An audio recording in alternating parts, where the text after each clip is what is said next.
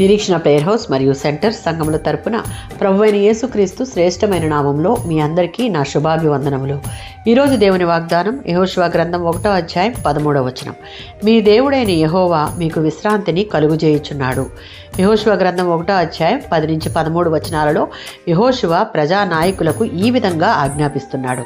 ఇంకా 3 రోజుల్లో మీరు స్వాధీనపరుచుకొనుటకు మీ దేవుడైన యెహోవా మీకిచ్చుచున్న దేశమునకు చేరుటకు యోర్దాను నది దాటి వెళ్ళాలి. కనుక మీరు ఆహారమును సిద్ధపరచుకొనుడి.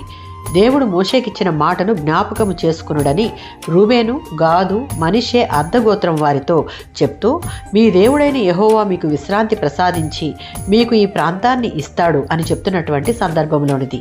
నిజమైన నాయకుడు దేవుని ఆదేశాలను పాటిస్తాడు, ప్రజలను కూడా పాటించమని ప్రోత్సహిస్తాడు. యెహోషువ గ్రంథం 22వ అధ్యాయం 1 నుంచి 4 వచనాలలో యెహోషువ ఎక్కడికి నడిపినా వెంబడిస్తామని యోర్దాను నదికి తూర్పు వైపున 2.5 గోత్రాలు వారు చేసిన వాగ్దానాన్ని నెరవేర్పులోనికి తీసుకుని వచ్చాడు. వారు తమ ప్రమాణం విషయంలో నమ్మకంగా ఉన్నారు కాబట్టి యెహోషువ వారిని తన ఆశీర్వాదంతో ఇంటికి పంపాడు. విశ్వాసులమైన మనం దేవుడిచ్చిన ఆజ్ఞానుసారంగాను ఆయన నడిపించే త్రోవలలోనూ నడుచుటకు కష్టమైనా ఇష్టపడితే ఆ వెళ్లే మార్గంలో ఉన్న ప్రతి ఆటంకాలను, ప్రతికూల పరిస్థితులను తొలగించి ముందుకు నడిపిస్తాడు. దానికి మనం ప్రతి విషయంలో ఆయనకు సంపూర్ణ విధేయత చూపే వారంగా ఉంటే ఆయన చేసిన వాగ్దానాలు, దాచి ఉంచినటువంటి ప్రతి మేలులు, ఆశీర్వాదాలు మన సొంతమే. ఆమేన్.